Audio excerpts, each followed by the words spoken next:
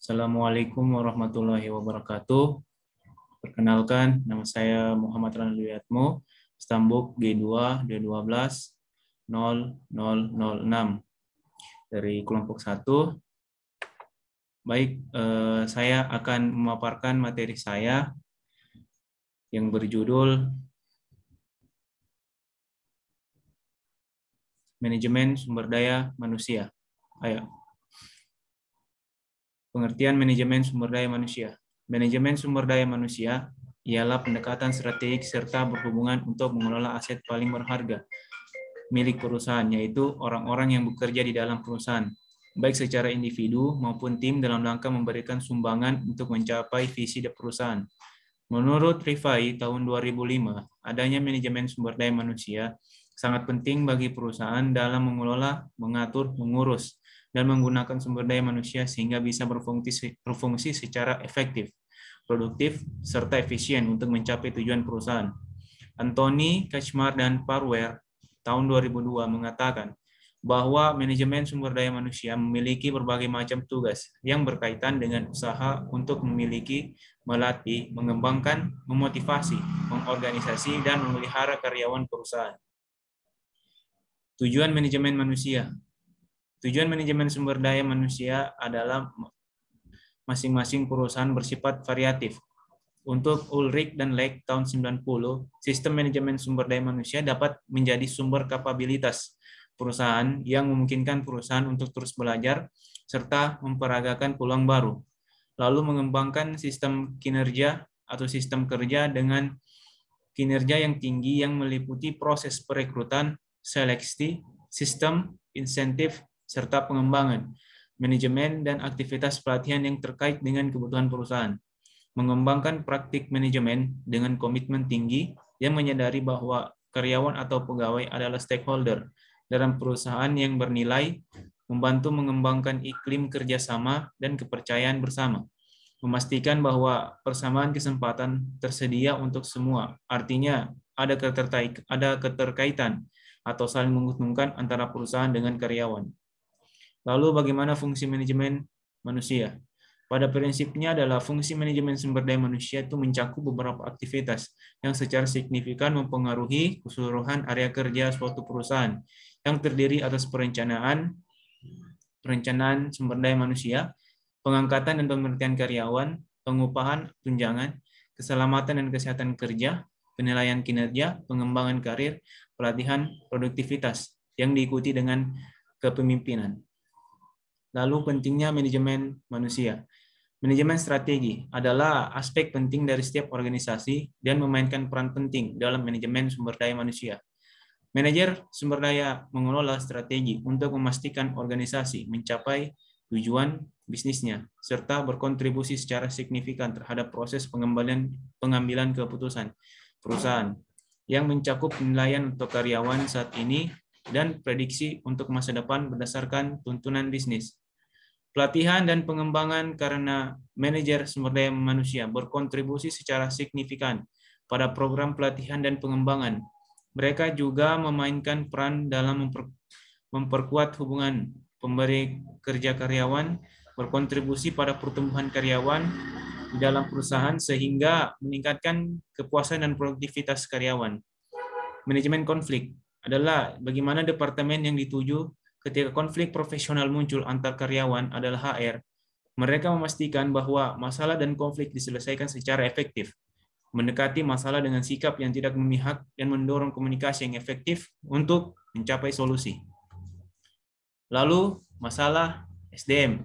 Kemajuan dan perkembangan teknologi yang memulai menguasai dunia menjadi acuan untuk meningkatkan tenaga kerja, karena terjadi transformasi suatu bidang tertentu untuk menguasai teknologi, sehingga industri atau perusahaan membutuhkan tenaga kerja dengan kualitas yang sesuai dengan kebutuhan perusahaan. Konteks yang demikian menjadikan kualitas pendidikan sebagai tolak ukur kualitas tenaga kerja untuk memajukan perusahaan. Sumber daya manusia di Indonesia menjadi pembahasan yang sangat penting karena sebagai subjek yang mengatur tatanan negara dan harus mendapatkan penanganan yang tepat. Jika melihat permasalahan pada sumber daya manusia antara lain adalah kurangnya sumber daya manusia yang berkualitas, kurangnya tingkat pendidikan formal, kurangnya keterampilan sumber daya manusia, keterbatasan penyediaan kesempatan kerja, rendahnya pendapatan per kapita, sumber daya manusia, rendahnya ilmu pengetahuan yang dimiliki sumber daya manusia. Lanjut ke bab 2 adalah perencanaan sumber daya manusia. Pengertian perencanaan sumber daya manusia adalah sebagai proses analisis dan identifikasi yang dilakukan organisasi terhadap kebutuhan akan sumber daya manusia sehingga organisasi tersebut dapat menentukan langkah yang harus diambil guna mencapai tujuannya. Lalu Mondi dan Noe pada 95 mendefinisikan perencanaan sumber daya manusia sebagai proses yang secara sistematis mengkaji keadaan sumber daya manusia untuk memastikan bahwa jumlah dan kualitas keterampilan yang tepat akan tersedia pada saat mereka dibutuhkan. Lalu Eric Vetter dalam Jackson dan Schuller tahun 90 mendefinisikan perencanaan sumber daya manusia HR planning sebagai proses manajemen dalam menentukan pergerakan sumber daya manusia organisasi dari posisinya saat ini menuju posisi yang diinginkan di masa depan. Lalu bagaimana tujuan sistem perencanaan sumber daya manusia? Yaitu adalah dapat menghubungkan sumber daya yang ada pada kebutuhan perusahaan dan pada masa yang akan datang untuk menghindari mismanagement dan tumpang tindih dalam pelaksanaan tugas. Seperti A. Memberikan kepada organisasi satuan kerja yang efektif untuk mencapai tujuan ini. Studi tentang manajemen personalia akan menunjukkan bagaimana seharusnya perusahaan mendapatkan atau mengembangkan, menggunakan serta mengevaluasi, memelihara karyawan dalam jumlah, kuantitas, dan tipe kualitas. B. Memperbaiki pemanfaatan sumber daya manusia. C. Menyelesaikan aktivitas sumber daya manusia dan kebutuhan masa secara efisien. D. Meningkatkan efisiensi dalam menarik pegawai baru. Dan E. Melengkapi informasi sumber daya manusia yang dapat membantu kegiatan sumber daya manusia untuk unit organisasi lain. Lalu pelaksanaan perencanaan sumber daya manusia adalah persediaan tenaga kerja saat ini, yaitu langkah awal yang dapat dilakukan dalam perencanaan sumber daya manusia itu yaitu adalah mendata ketersediaan sumber daya manusia yang sudah ada pada perusahaan, mulai dari jumlah tenaga kerja, kapasitas dan kemampuan, latar belakang pendidikan, serta kinerja dan hingga potensi-potensi mereka. Lalu bagaimana memperkirakan kebutuhan sumber daya perusahaan itu beberapa waktu ke depan. Setelah melakukan pendataan sumber daya manusia yang ada, maka selanjutnya adalah memperkirakan tenaga kerja yang diberlakukan atau yang diperlukan untuk masa yang akan datang. Dalam langkah ini mungkin berbagai variabel HR seperti pengurangan sumber daya manusia, lowongan yang akan dibuka, promosi jabatan, mutasi karyawan, dan lain sebagainya perlu dimasukkan ke dalam pertimbangan. Lalu strategi dan implementasi pencarian sumber daya manusia. Setelah mengetahui kekurangan dari evaluasi kebutuhan sumber daya manusia, HR bisa mengembangkan strategi berdasarkan perkiraan permintaan sumber daya yang sudah dibuat.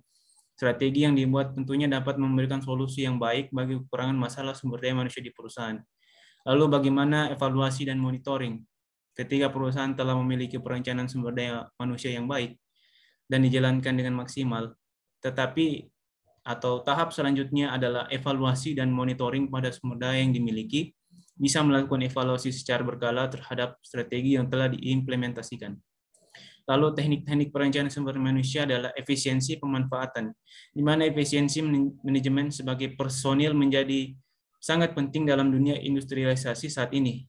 Setiap perusahaan skala besar memerlukan pengolahan tenaga kerja dengan skala besar. Hal ini menjadi efektif dilakukan melalui fungsi tugas staf, yaitu adalah perkiraan ahli yang termasuk keputusan informal, formal, dan survei pakar teknik Delphi. Trend analisis yaitu kebutuhan tenaga kerja yang dapat diproyeksikan melalui ekstrapolasi, analisis beban kerja, yaitu hal ini tergantung pada sifat beban kerja di departemen, di cabang, atau divisi.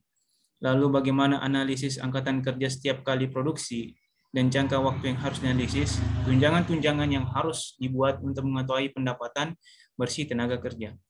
Lalu metode lain itu bisa menggunakan beberapa model matematika dengan menggunakan bantuan komputer untuk menentukan kebutuhan tenaga kerja. Lalu mengembangkan kerja program, yaitu bagaimana setelah dilakukan pembandingan antara persediaan tenaga kerja dengan perkiraan masa depan, maka program bisa dibuat dengan dikembangkan sesuai kebutuhan. Lalu mendesain program pelatihan, bagaimana hal ini berdasarkan pada tingkat diversifikasi, rencana ekspansi, program-program pengembangan, dan sebagainya. Program pelatihan tersebut tergantung pada sejauh mana peningkatan dan kemajuan teknologi untuk mengambil tempat. Lalu sistem perencanaan sumber daya manusia, yaitu estimasi supply internal dan estimasi supply eksternal. Estimasi supply internal adalah dapat dilakukan untuk menghitung karyawan yang ada, tetapi juga mengaudit untuk mengevaluasi kemampuan-kemampuan mereka. Lalu bagaimana estimasi supply eksternal adalah setiap lowongan dipenuhi, terdapat tempat langsung persediaan SDM, kebutuhan sumber daya manusia yang harus dipenuhi dari sumber supply eksternal dapat diperoleh dengan menganalisis pasar kerja atau labor markets. Sekian, terima kasih pemataran materi dari saya, manajemen sumber daya manusia. Lebih dan kurangnya mohon dimaafkan. Assalamualaikum warahmatullahi wabarakatuh.